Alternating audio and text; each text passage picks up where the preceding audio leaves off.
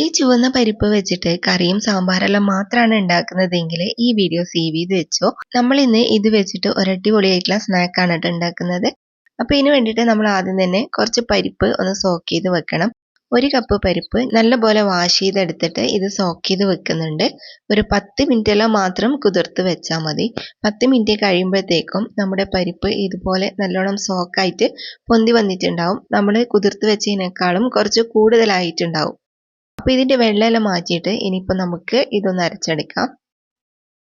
അരക്കുന്ന സമയത്ത് വെള്ളം മാക്സിമം ഒഴിവാക്കാൻ വേണ്ടിയിട്ട് നോക്കണേ. കാരണം വെള്ളമില്ലാണ്ട് അരച്ചാൽ നല്ല പെർഫെക്റ്റ് ആയിട്ട് ഇത് ഉണ്ടാക്കിയെടുക്കാൻ പറ്റുള്ളൂ. അപ്പോൾ ഇതാ ഞാൻ ഇത് മിക്സിൻ്റെ ജാറിലിട്ടിട്ട് അടിച്ചെടുക്കുന്നുണ്ട്. 1-2 പ്രാവശ്യം കറക്കി എടുത്തിട്ട് നമ്മളിതാ ഇതുപോലെ ഇങ്ങനെ സ്പൂൺ കൊണ്ടൊന്ന് മിക്സാക്കി കൊടുക്കണം. അടിയിലുള്ളതെല്ലാം മുകളിലോട്ടാക്കി കൊടുത്തിട്ട് പിന്നെയും നമ്മൾ 1-2 പ്രാവശ്യം കറക്കിയെടുക്കാം. അപ്പോൾ ഇതുപോലെ നമുക്ക് അരഞ്ഞ് കിട്ടും. പിന്നെ ഒരുപാട് നൈസായിട്ടൊന്നും അരക്കണ്ട കേട്ടോ. ചെറിയ ചെറിയ തരിയൊക്കെ ഉണ്ടായാൽ കുഴപ്പമൊന്നുമില്ല.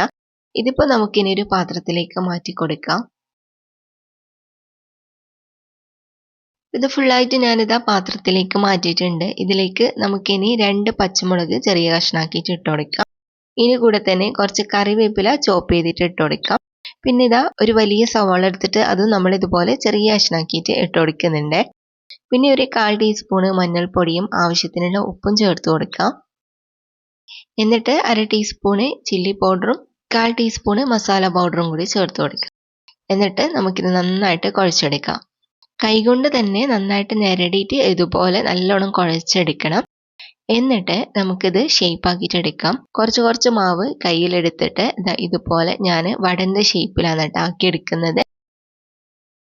എല്ലാം നമ്മൾ ഇതുപോലെ തന്നെ റെഡിയാക്കിയിട്ട് വെക്കാം. ഇനിയിപ്പോൾ നമുക്ക് കുറച്ച് ഓയിൽ ചൂടാക്കിയിട്ട് ഇതൊന്ന് ഫ്രൈ ചെയ്യാൻ വേണ്ടിയിട്ട് തുടങ്ങാം. കുറച്ച് ഓയിൽ നല്ലപോലെ ചൂടാക്കുക. എന്നിട്ട് നമ്മൾ ഉണ്ടാക്കി വെച്ചത് ഓരോന്നോരോന്നായിട്ട് നമുക്ക് ഓയിലിലേക്ക് ഇട്ട് കൊടുക്കാം. നമ്മൾ ഇതിലേക്ക് സ്നാക്കെല്ലാം ഇട്ട് കഴിഞ്ഞാൽ പിന്നെ ഒരു മീഡിയം ഫ്ലെയിമിൽ വെച്ചിട്ട് ഫ്രൈ ആക്കി എടുത്താൽ മതി. അപ്പോൾ ഫസ്റ്റ് നമ്മൾ കുറച്ച് സമയം ഒന്ന് വെയിറ്റ് ചെയ്യുക. എന്നിട്ട് ഇതേപോലെ മറിച്ചിട്ടിട്ട് കൊടുക്കാം. പിന്നെ ഇടയ്ക്കിടയ്ക്ക് 1-2 പ്രാവശ്യം നമ്മൾ ഇതുപോലെ ഇങ്ങനെ മറിച്ചിട്ട് കൊടുക്കണം കേട്ടോ. ഫ്ലെയിം നല്ലോണം കൂട്ടി വെക്കരുതേ. അപ്പോൾ ഇതിൻ്റെ ഉൾഭാഗത്തെല്ലാം വേവാതെ ആയിപ്പോവും. ഒരു മീഡിയം ഫ്ലെയിമിൽ ആക്കി കൊടുത്താൽ നമുക്ക് നന്നായിട്ട് കുക്കായിട്ട് കിട്ടും. അപ്പോൾ ഇടയ്ക്കിടയ്ക്ക് നമ്മൾ ഇതുപോലെ തിരിച്ചു മറിച്ചെല്ലാം ഇട്ട് കൊടുത്തിട്ട് ഫ്രൈ ചെയ്തെടുത്താൽ മതി. അപ്പോൾ ഇത് നമ്മുടെ സ്നാക്ക് റെഡി ആയിട്ടുണ്ട്. ഈ ഒരു കളറാകുമ്പോൾ നമുക്ക് കോരി മാറ്റാം. മസൂർ ദാൽ വെച്ചിട്ടുള്ള നല്ല ടേസ്റ്റി ആയിട്ടുള്ള പരിപ്പ് വടയാണ് നമ്മൾ ഇന്ന് ഉണ്ടാക്കിയിട്ടുള്ളത്. ഈ മഴയത്ത് ചൂട് കട്ടനൊപ്പം കഴിക്കാൻ നല്ല ടേസ്റ്റാണ്. നല്ല ക്രിസ്പി ആയിട്ടുള്ള പരിപ്പ് വടയാണ്. അപ്പോൾ എല്ലാവരും ട്രൈ ചെയ്ത് നോക്കാം.